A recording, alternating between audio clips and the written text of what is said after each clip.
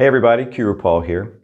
Welcome to the 5th lesson in my series, From Cero to Conversational. You should be pretty proud of yourself that you've already made it this far in the course.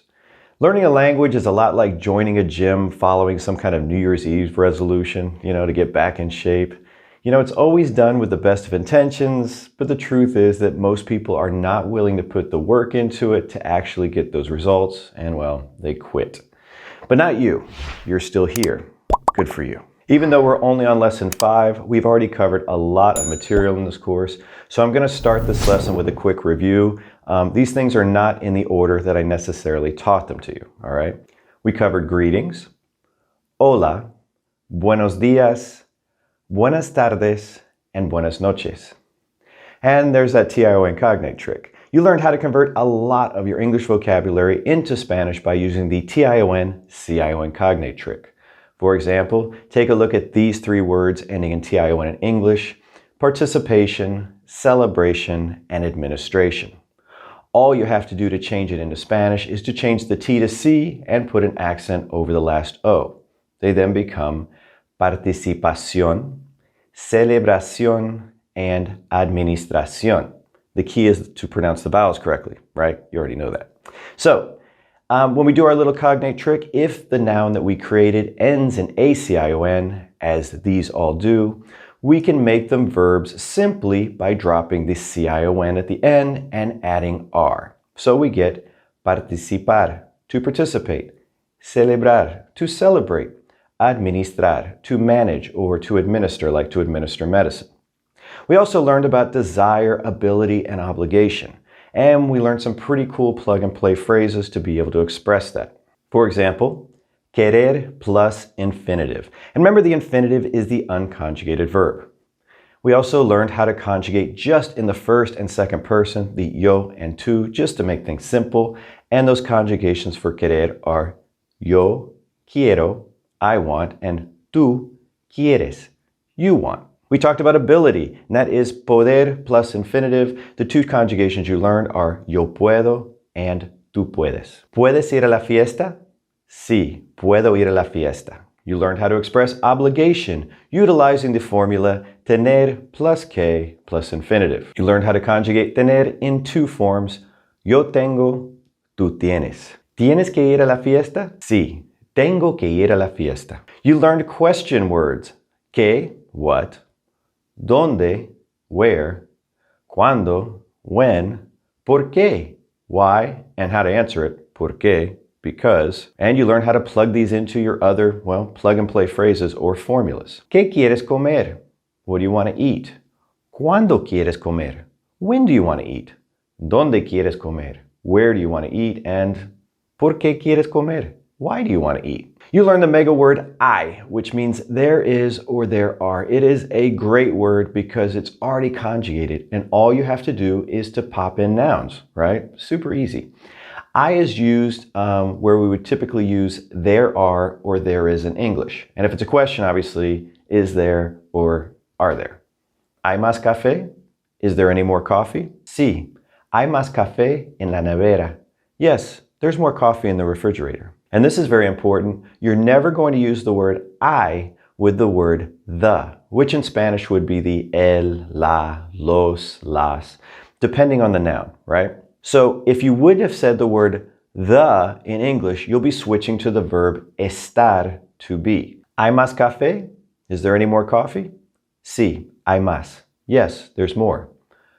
¿Dónde está el café? Where is the coffee? Because we're saying the coffee. Even if we didn't mention coffee in that question, and instead of saying ¿Dónde está el café?, we just said ¿Dónde está? If we could have put the coffee in there, we're still going to be using estar, right? Piece of cake. So let's look at another example of that. Hay mucha gente en el parque. There are a lot of people in the park. ¿Dónde está la gente? Where are the people? La gente está en el parque. The people are in the park. So just so you know, the concept of people is a singular concept. In Spanish, it is la gente. So we're going to use está, which is for the 3rd person singular, because la gente is a singular concept. Well, that's the end of the review. If anything in that review looked unfamiliar, I encourage you to go back and watch those earlier videos again. Now let's move on to today's lesson. Today we'll be focusing on two new verbs, saber and conocer. They are both used to translate the English verb to know, but they're not interchangeable. They're going to be used in different ways in Spanish. Let's start with the verb saber. Saber, to know. This one is to know facts or how to do something. Let's learn just two conjugations in the present indicative for now to start using this verb. Yo sé, and tú sabes, sabes. ¿Sabes dónde está el hotel? Do you know where the hotel is? Sí. Yo sé dónde está. Yes, I know where it is. Take a look at the first sentence there. ¿Sabes dónde está el hotel? Now, if we just dropped the sabes, the you know part, from that sentence, the construction is one you've already learned. That's the donde está or están plus noun, right? So now you have a brand new word, this sabes, that you can pop in front of your plug and play phrases or formulas you've already learned. That's pretty slick, huh? Take a look at these three sentences on the screen that all use a construction that you should be familiar with by now. ¿Dónde está la farmacia? Where's the pharmacy? ¿Dónde están los perros? Where are the dogs? ¿Dónde está el parque? Where's the park? Now, I want you to change these a little bit and say, do you know where the pharmacy is? Do you know where the dogs are? Do you know where the park is? I don't think you'll need much time on this. Although, I do want you to say these out loud so you work on your pronunciation.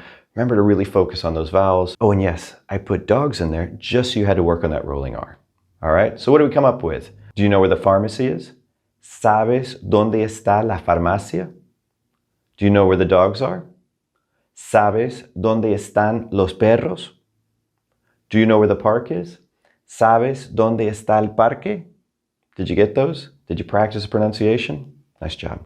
Now, if you don't know the answer to a particular question that somebody asks you, perhaps somebody asks you where those things were, a simple no sé or yo no sé will suffice. I don't know. For example, ¿qué quieres hacer hoy?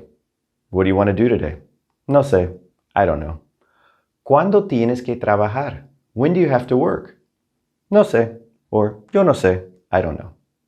I actually just prefer no sé myself. I will frequently ask my wife the question, ¿Dónde quieres cenar esta noche? Where do you want to eat dinner tonight? And inevitably it's going to come back, no sé. That's not a good impression of her voice, actually. And in case you were unfamiliar with that verb, cenar, it means to eat dinner. Yes, that one word is used for what we use multiple words for in English. And you're going to see that pattern a lot, actually. Let's take a look at how we can use sabes with other constructions you've already learned. For example, let's use it with I, which means is there, are there, pronounced like your I. To use it with this one, we're going to be popping in the word si. That's the one without the accent. With the accent is yes, without the accent means if. So our other sentence was, ¿Hay más café? And we would change it to, ¿Sabes si hay más café? Do you know if there's any more coffee? Sí, hay más café. Or, no, hay más café. Now, if you're answering questions like that, you're not going to say, yes, I know there's more coffee. You're just going to say something like, sí, hay más café, or no hay más café. Now, remember, when you're saying no, you need to put a double no. So it's like, no, comma, no, something else. That's how we do our negatives in Spanish. ¿Hay más fresas? Could become, ¿Sabes si hay más fresas? Do you know if there's more strawberries? Go ahead and translate this one on your own. Do you know if there's any more milk? And in case you didn't know the word milk, I put it in there for you. It is leche. And I put that little F in there to indicate that it is a feminine noun. ¿Sabes si hay más leche? ¿Sabes si hay más leche? Now you could always answer something like, sí, hay más en la nevera, or sí, hay más leche en la nevera, in the refrigerator, or just a simple, no sé. Here's another one for you to try. Do you know if there's any more butter? ¿Sabes si hay más mantequilla?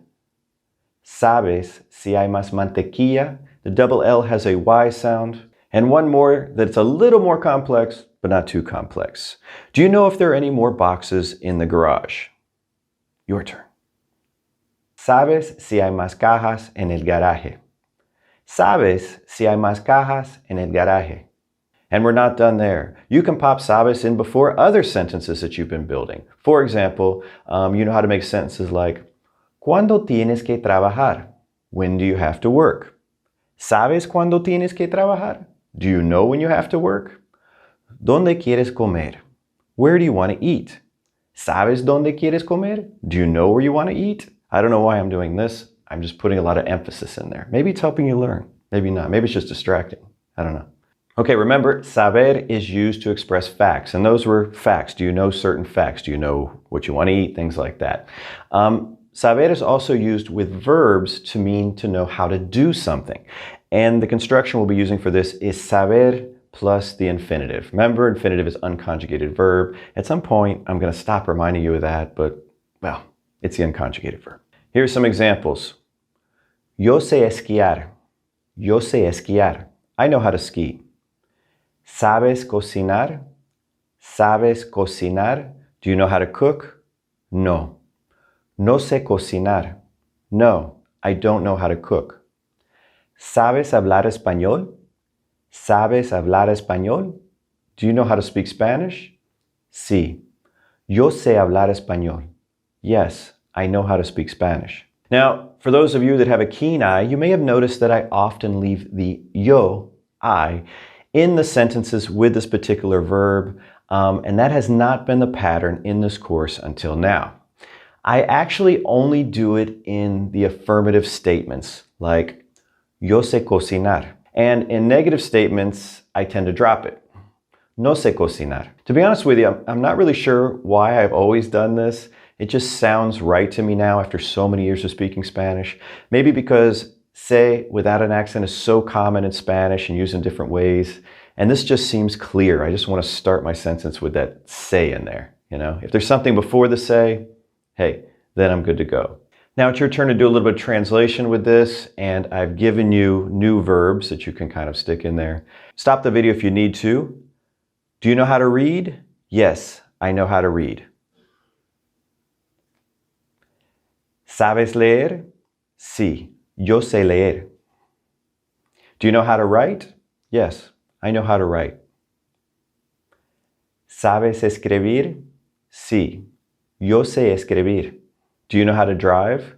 Yes, I know how to drive. And I gave you two different verbs for this, to drive. Some countries favor one over the other.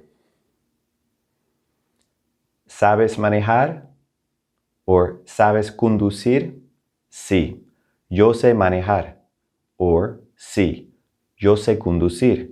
Piece of cake, right? How's your pronunciation getting? Is it getting better? Now let's move on to our second verb of the day, which is conocer, to know.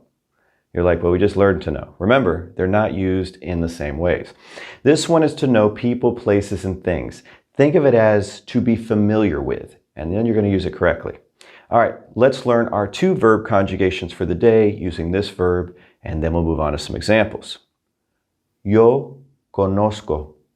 Yo conozco. And tú conoces. Conoces. ¿Conoces a Juan? Do you know Juan? Sí. Conozco a Juan. Yes, I know Juan. So that's how we use it to know people. ¿Conoces Madrid? Do you know Madrid? Meaning, are you familiar with Madrid? And when you're saying places and using conocer, it often has the meaning of have you been there before? Like, are you familiar with it because you've been there? No. No conozco Madrid. No, I don't know Madrid, or no, I haven't been to Madrid. You might have to clarify that through context. ¿Conoces la canción René? Do you know the song René? Meaning, are you familiar with the song René? Now with people, it's going to be super easy. You're always going to be using conocer. And with other things, if you're not sure between saber and conocer, you should ask yourself, could I plug in the phrase to be familiar with or to be acquainted with? If I could, chances are conocer is the verb I should be using. So, ¿conoces la canción René? Meaning, are you familiar with the song René? But I could ask somebody something like, ¿sabes la letra de la canción René? Do you know the lyrics of the song René? Letra can translate as a letter, as in the letter of the alphabet, or lyrics of a song. So, do you know the lyrics is like knowing a fact, right? You know the words in it, you could say it, or at least part of it, or you think you do, at least when it plays. I'm like that. But this is knowing a fact, right? Like knowing the name of a hotel or what year the Beatles came out with their first album. All of those are going to be using saber. You're going to get the hang of this in time, don't worry. In this lesson, we're going to be focusing on knowing people with conocer because that's actually one of the most common ways that you're going to be using it. ¿Conoces a Juan? Do you know Juan? Sí. Conozco a Juan. Yes, I know Juan. In these two sentences, and some that I may have shown you before, you may have noticed that there is an a, the letter A, right, between the verb and the object, aka the person we're talking about. This is known as the personal a, and it will appear between verbs and names, titles, pronouns, indicating a person, and sometimes a pet, because people get really attached to pets. So sometimes a personal a is used with that. But today we're just going to use it with like plain old people. Some examples. Yo conozco a María. Or I could just say, conozco a María. I know Maria. Conoces a María. You know Maria. Conoces a la mesera. Do you know the waitress? Conoces al mesero. Do you know the waiter? Wait a minute. That says al. That should look familiar. This is the same a plus el joining to make al that you learned in another lesson, or hopefully learned in another lesson. So this is the el meaning the, and not the el with an accent over the e meaning he. That doesn't join the a. You'll learn more about that later, don't worry. It's not too tough though, right?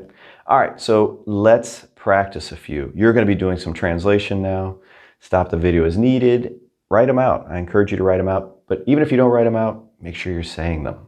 Do you know the neighbors? Yes, I know the neighbors. ¿Conoces a los vecinos? Sí, conozco a los vecinos. Do you know Juan? Yes, I know Juan. ¿Conoces a Juan? Sí, conozco a Juan. Do you know Maria? Yes, I know Maria. ¿Conoces a María? Sí, conozco a María. Now I want you to think of your English for a moment. When someone asks you if you know someone, for example, do you know Juan? The more common response would be, yes, I know him, or I don't know him. Well, in order to make sentences like that in Spanish, we're going to have to learn a little bit more about direct object pronouns. That's how we would translate the me, you, him, her, it, us, them, etc. in English. All right? Here are the direct object pronouns in Spanish. You don't have to memorize them all now, but I do encourage you to just take a screenshot or write these down. Me, te, lo, la, nos, los, las. Now you may be thinking the los and las, that's the plural, right? Same words, just used a little bit differently. So the me is for me, te is for you. The lo is for masculine singular nouns or something that's unknown what the gender is. La is for feminine. Los is for masculine plural or mixed male-female group, meaning them. And las means them when everyone in the group is female. The best way to teach you these so you don't get confused with the thes is to give you some examples. And this is going to clear up real quickly, all right? ¿Conoces a Juan? Do you know Juan? Sí, lo conozco. Yes, I know him. You might be wondering why the him, the lo part, is before the verb. Well, one of the aspects of Spanish that can be confusing for some English speakers is that the word order often doesn't match that of English. It's not like translate word for word for word for word is how I make a sentence. This is going to be one of those times, but don't worry. There's a simple rule to make this work. You know, I like to teach you simple rules, right? Just easier to remember, easy to apply. Here's the rule. The direct object pronouns, which are me, te, lo, la, nos, los, and las, will either be before the conjugated verb in the sentence or attached to an infinitive in the sentence, also known as the unconjugated verb. In this sentence, there is only a conjugated verb, so it must go right in front of it. ¿Conoces a Juan? Sí, lo conozco. ¿Conoces a María? Sí, la conozco. ¿Conoces a los vecinos? No, no los conozco. No, I don't know them. It's los because it's los vecinos. In the first sentence, los vecinos, that's the neighbors. But in this one, the los doesn't mean the, it's referring to them. How it's used in a sentence is going to tell you which one it is. ¿Me conoces? Do you know me? Sí. Te conozco. Yes, I know you. That's not too hard, right? All right, now let's look at a sentence where the direct object pronoun, or DO, as I often call it, can be placed either before a conjugated verb or attached to the infinitive, meaning we have a choice to make here in our own sentence. Now's the time I should tell you that another meaning of the verb conocer is to meet someone for the very first time. So let's work that into our construction. First, let's look at the English. Do you know Juan? No, I don't know him. Do you want to meet him? Now the first two sentences will follow what I've already taught you, right? ¿Conoces a Juan? No, no lo conozco. And lo goes right before the conjugated verb, and we didn't have any other place to really put it, right? That one was easy. But now let's take a look at that last part. Do you want to meet him? First of all, let's change this sentence to, do you want to meet Juan? This might make it easier. ¿Quieres conocer a Juan? So your personal a is still in there. So we're going to go ahead and drop a Juan, and now we got to figure out where to put the lo. Here's the rule again. The DO, you know what a DO is, right? Okay. Can be put before the conjugated verb or attached to an infinitive. In this sentence, as short as it is, we have both. So we actually have two options. We could ask, ¿Lo quieres conocer? ¿Lo quieres conocer? Do you want to meet him? Or, ¿Quieres conocerlo? ¿Quieres conocerlo? Do you want to meet him? There is no change in meaning. It basically comes down to what you want to do. Now it's your turn. Translate this conversation. Do you know Maria? No, I don't know her. Do you want to meet her? Yes, I want to meet her. I don't really know if you're even doing it. You might just be staring at me. All right, are we ready? ¿Conoces a María? No, no la conozco. It's la because it's feminine, right? ¿La quieres conocer? Do you want to meet her? Or you may have put, ¿Quieres conocerla? Sí, la quiero conocer. Yes, I want to meet her. Or you could have come up with, sí, quiero conocerla. Let's do another one, and this should be easier because you have those constructions in your head now. Do you know Luis? No, I don't know him. Do you want to meet him? Yes, I want to meet him. ¿Conoces a Luis? No, no lo conozco. ¿Lo quieres conocer? Or, ¿quieres conocerlo? Sí, lo quiero conocer. Or, sí, quiero conocerlo. Let's do one more, and this one is going to use a plural noun. Do you know my children? And this is a group of boys and girls. No, I don't know them. Do you want to meet them? Yes, I want to meet them. This sentence is also going to be using possessive pronouns that we haven't talked about. So for my children, you're just going to be using mis hijos. Mis hijos. All right, got it? Think you got it? Go. You ready? ¿Conoces a mis hijos? No, no los conozco. ¿Los quieres conocer? Or, ¿quieres conocerlos? Sí, los quiero conocer. Or, sí, quiero conocerlos. This is not a tough pattern, right? You're just tweaking the same sentence and making it into a short conversation. All right, the placement of the DO, just a reminder that's the direct object pronoun, will be the same no matter what verbs you're working with. This is not something unique to just conocer, all right? This is universal through your Spanish. So take a look at these sentences. Do you want to buy the shoes? ¿Quieres comprar los zapatos?